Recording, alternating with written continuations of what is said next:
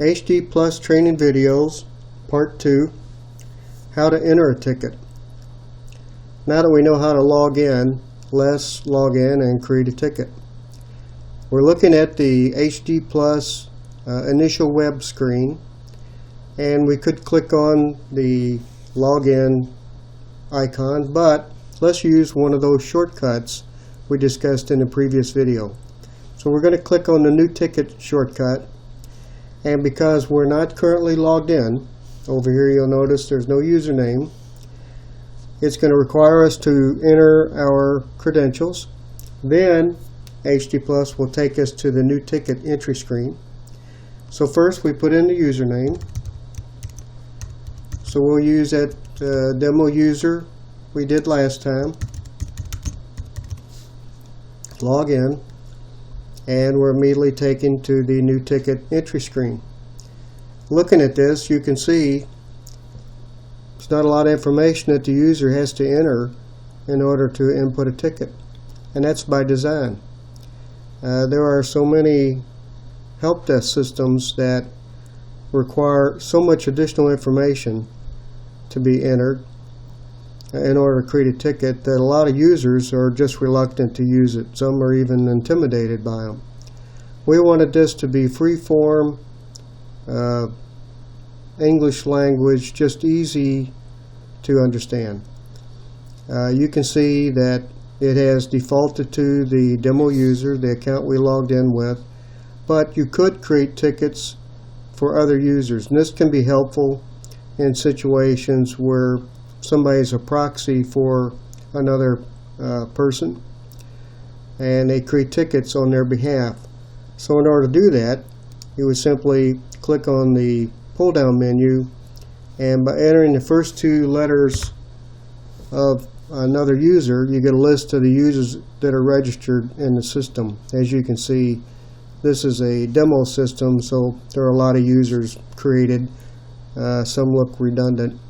Let's go back and we'll continue to use the account demo user.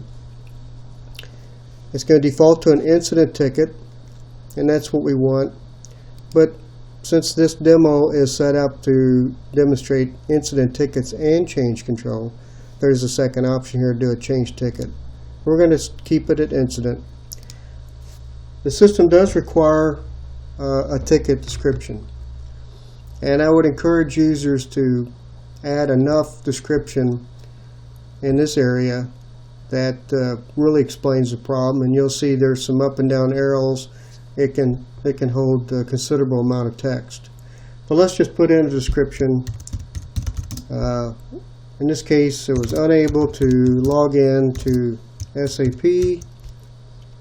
I need my password reset, please.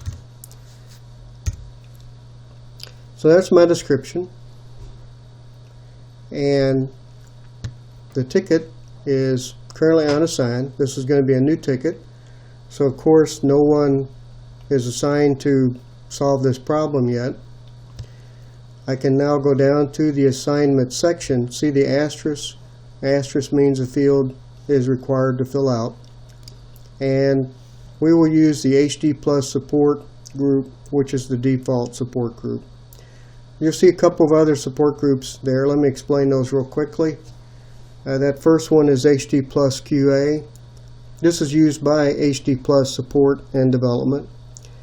If at any time when you're using this system, if you have a question or you're experiencing a problem, or maybe you have a suggestion, you could enter it with one of these tickets and describe your problem or suggestion.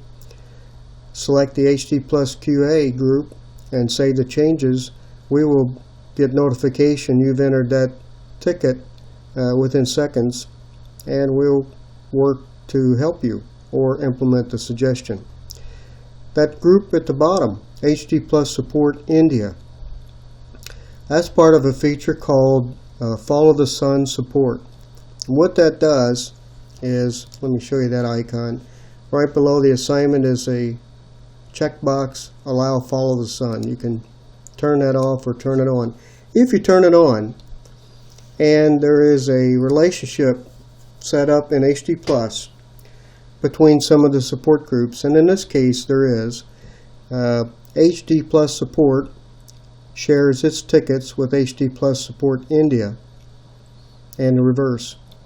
What that means is that if you choose, excuse me, I got the wrong ticket. If you choose HDPlus support and you check on allow follow the sun, what would happen at the end of the day when the team in India comes to work, they would be able to view these tickets because they're shared. They're shared between those two groups.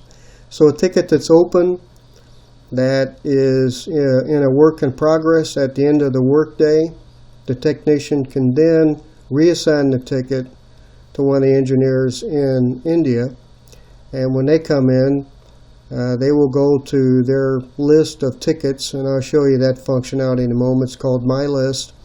They would see that ticket and they would continue to work it. So it's a feature one of our customers requested a couple years ago. It's been extremely helpful. It allows tickets to be worked virtually around the world. So it follows the sun. That's the reason for the name. The next two fields below work together. The first one is called urgency, and what urgency is for, again, you'll notice we don't ask cryptic IT questions, but use a language that is more akin to business, and just ask simple questions. The urgency is, there's no immediate urgency. I have a problem, but it's not critical. Or preventing non-urgent work. I've got a problem, but it's not impacting production. So a little bit more priority for that one. And then the third one definitely is a critical issue. It's blocking critical business. That one's going to get top priority. And then the last one below that is a need by date. That gives you the option that you could enter a ticket and need something done, but you don't need it for a couple weeks. You could click on need by date. A calendar pops up. You can choose the date of when you would need this, and that becomes the due date for this ticket with an HDPlus. We're going to put no immediate urgency. And then impact. Let's look at impact. Again, very simple, easy to understand selections. Impacting a single user, impacting a group, the entire department, or unsure. If you select unsure, we're going to give it top priority because we don't have any idea either, and we don't want to treat the ticket as a low priority when really it's a high priority. But for a single user and no immediate urgency, this is not going to get a high priority. We're about ready to save the ticket. There's one other thing to note. Off to the right are two tables. Looks like one table, really is two. Right now it's displaying known errors. If you click on recent tickets, it switches to recent tickets. And if you click again, it goes back to known errors. What that's for is a lot of times users experience the same problems as another user. And a ticket may have already been entered into the system maybe a couple of days ago, and there's already a root cause identified and a resolution. And in a case like that, to help users quickly resolve their issue, that's not going to work in a case where we're resetting a password, but maybe it's another problem, something with your browser or setting, for example. That ticket, that previous ticket, would have been saved to the known error database. It becomes what we call problem ticket at that point. There is a relationship between incident tickets and problem tickets. It's a many to one. That's kind of an ITEL standard. Incidents can be an annoyance or an item that's creating an issue for you. And sometimes it can be numerous incidents that are occurring. But if they're all related together and to a problem that's impacting production for maybe the entire company, that becomes suddenly a problem ticket at that point.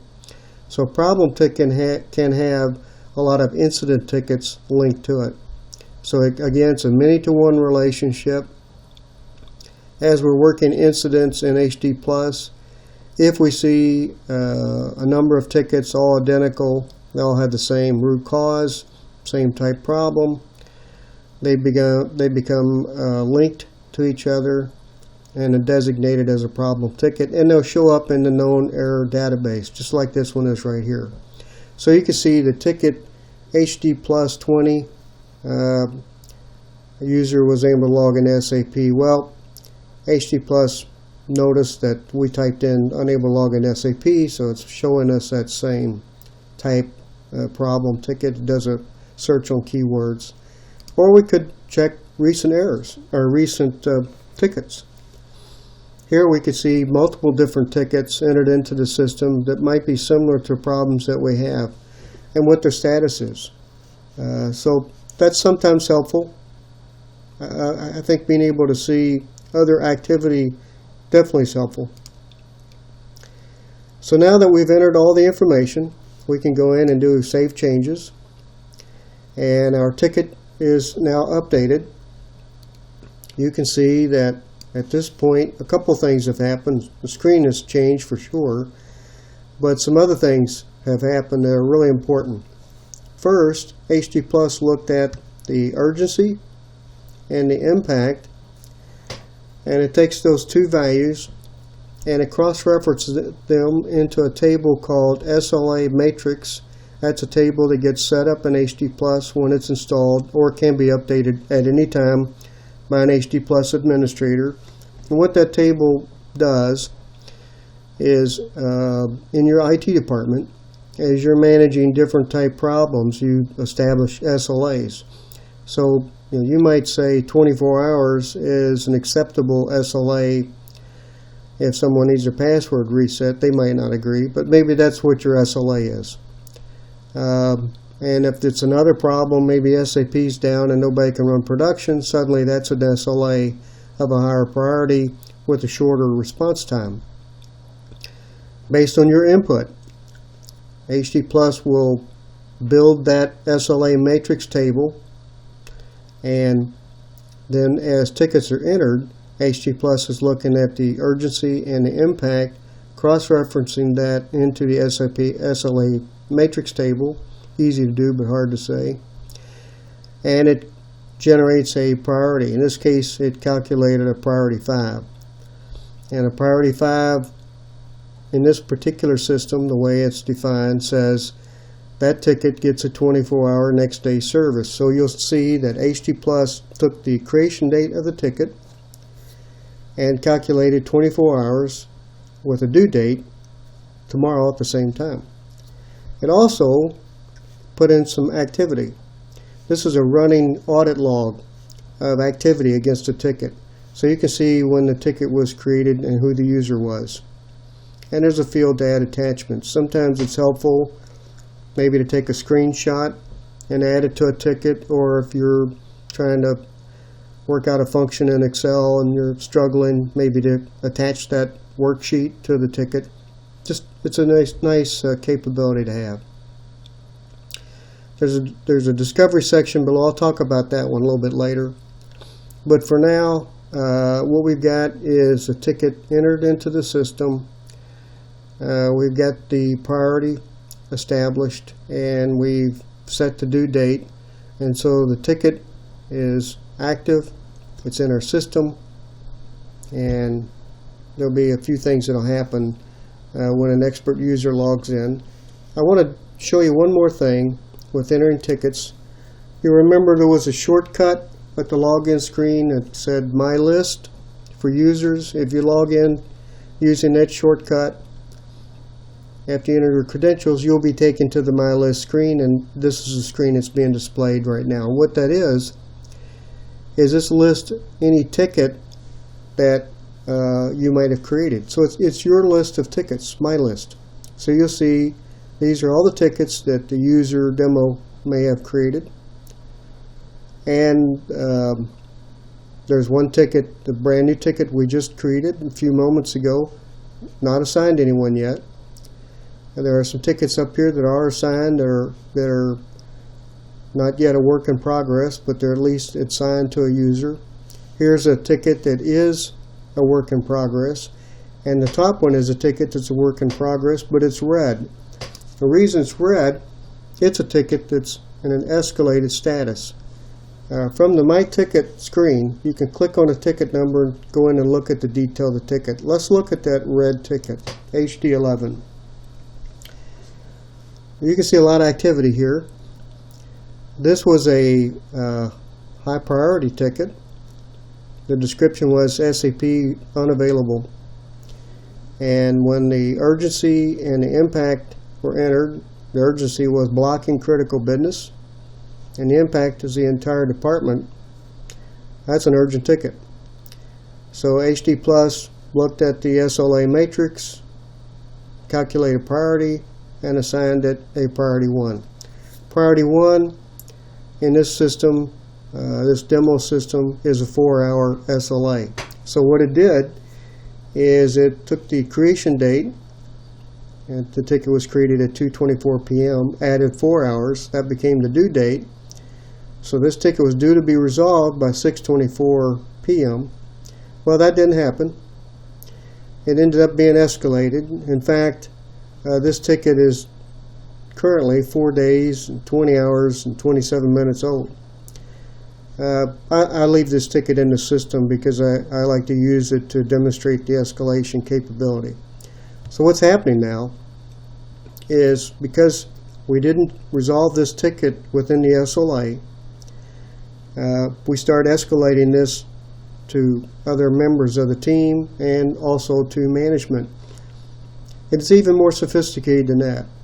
There are escalation rules that, as we're encroaching upon a due date, it doesn't wait for you to exceed that due date. HDPlus starts warning you in advance of that if this ticket isn't resolved by 6:24, you're going to exceed your SLA. So it begins to generate escalations, and it's created quite a few. You can look here and see that so far it's created 1,353. So this ticket is setting in the system and generating lots of escalation activity. I may have to cancel this ticket. I suspect it might be filling up somebody's mailbox. We don't want that. Some of the other features below, let me just talk about those briefly. Recall the attachments. We did talk about that earlier. And discovery is an area, I said I wasn't going to talk about it, but let me just touch on it. Where when the technician views the problem, what the creator of the ticket might have entered as a description might not have actually been the problem. So the technician, when he identifies the root cause problem, will put that technical description in this area, along with what the resolution is, and if there's any follow-up items that are needed to be done. And then he would close the ticket.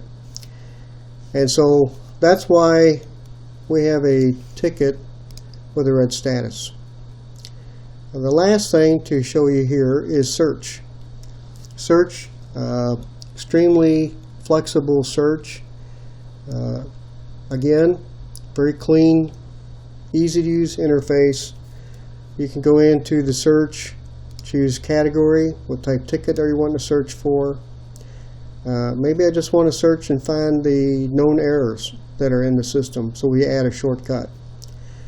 You can search on keywords and different combinations of keywords that can become, very granular.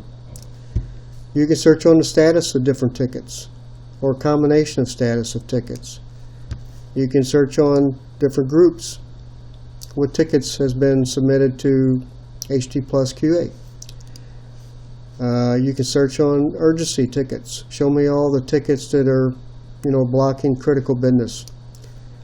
Show me all the tickets that impacted the entire department. Show me all my priority 1 tickets. And over here, you can take this another level by searching based on creation dates, due dates, and completion dates. And 2 more shortcuts.